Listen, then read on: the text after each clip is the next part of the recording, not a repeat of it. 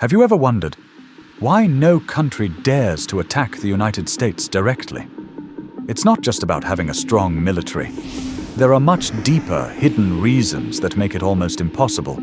Because the truth is, attacking the United States wouldn't just start a war. It could trigger a chain reaction that affects the entire world, from geography to nuclear weapons to global alliances. Everything is stacked in a way that makes the US one of the hardest nations in history to challenge directly. And today, you're going to understand exactly why attacking the United States would be one of the worst decisions any country could ever make. Geographic advantage. Let's start with something simple, but incredibly powerful. Geography.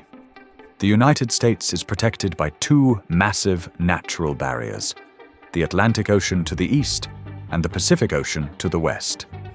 These aren't just bodies of water. They are thousands of kilometers of open distance that act like a natural shield. Unlike countries in Europe or Asia, there are no nearby rival superpowers sitting right on its borders. In fact, the US has only two neighbors. To the north, Canada, one of its closest allies. To the south, Mexico, which does not pose a major military threat. This creates a unique situation where there are no easy land invasion routes, no constant border conflicts, and no immediate military pressure from nearby enemies. Now compare that to regions like Europe, where multiple powerful countries are packed closely together. For any enemy to attack the United States, they would have to transport troops, equipment, and supplies across entire oceans while being detected long before they even arrive. And by the time they get close, they would already be at a massive disadvantage. Now let's talk about the obvious factor: military power. The United States has the largest and most advanced military in the world. Its defense budget alone is bigger than the next several countries combined. But it's not just about money. It's about reach, speed, and technology. The US operates hundreds of military bases across the globe, dozens of aircraft carriers, floating air bases, advanced fighter jets like stealth aircraft, highly trained special forces, massive naval fleets. This means the US doesn't just defend its territory, it can respond anywhere in the world almost instantly. If a country tried to attack, they wouldn't just be fighting inside America, they would be facing US forces from every direction: air, sea, space, and cyber. And here's the reality. Modern warfare isn't just about soldiers anymore, it's about precision strikes, intelligence, and overwhelming force, which is exactly where the United States dominates. An attack wouldn't feel like a normal war. It would feel like being completely outmatched from the start. Nuclear weapons now. This is where things become truly serious. The United States possesses one of the largest nuclear arsenals on Earth. These are not just powerful weapons, they are world-ending weapons. And here's the key concept: mutually assured destruction. This means that if one nuclear power is attacked, it can respond with enough force to destroy the attacker completely, even if it gets destroyed in the process. So no one wins. Everyone loses. Because of this, any direct attack on the United States carries a terrifying risk: immediate nuclear retaliation, massive destruction, millions of lives lost in minutes. This creates a psychological barrier, not just military, but existential. No leader wants to be remembered as the one who triggered a global catastrophe. Global alliances, but here's something even more important.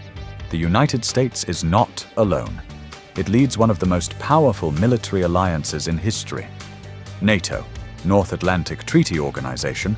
Under NATO's core rule, if one member is attacked, all members respond. So attacking the United States doesn't mean fighting one country. It means fighting an entire coalition of powerful nations, including the United Kingdom, France, Germany, Canada, and many more. These countries have their own advanced militaries, resources, and global influence. So the scale of the conflict instantly multiplies. Instead of a single war, it becomes a worldwide confrontation. And historically, That kind of situation leads to only one thing: global war. In modern warfare, information is everything. And this is another area where the United States has a massive advantage. Through satellites, surveillance systems, and intelligence networks, the US can detect threats long before they happen. Missile launches can be tracked, movements can be monitored, communications can be intercepted. This makes surprise attacks extremely difficult. On top of that, the US has advanced defense systems designed to intercept missiles, neutralize threats, protect key locations. So even if an attack is launched, there's a strong chance it gets stopped or reduced before impact. This adds another layer of difficulty for any potential enemy. But power isn't just military, it's also economic. The United States has one of the largest and most influential economies in the world. Its currency, the dollar, is used globally. Its companies operate across continents. Its financial system is deeply connected to almost every country. So what happens if the US is attacked? The impact doesn't stay in one place. It spreads everywhere. Global markets crash. Trade collapses. Supply chains break. Economies destabilize. Even countries not involved in the war would suffer, which means most nations have a strong incentive to prevent conflict, not start it. And this brings us to the biggest reason of all: the consequences. A war against the United States wouldn't just be a war between two countries.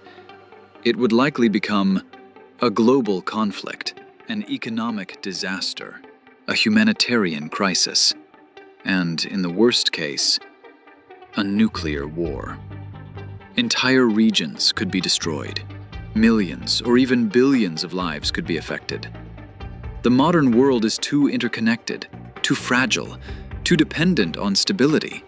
And because of that, the cost of attacking the United States is simply too high. So when you put it all together, geography, military power, nuclear weapons, alliances, technology, economy, global consequences, you start to see the full picture. Attacking the United States is not just difficult, it's one of the most dangerous decisions any country could ever make. Because it doesn't just risk defeat, it risks everything. And that's exactly why no country is willing to take that chance.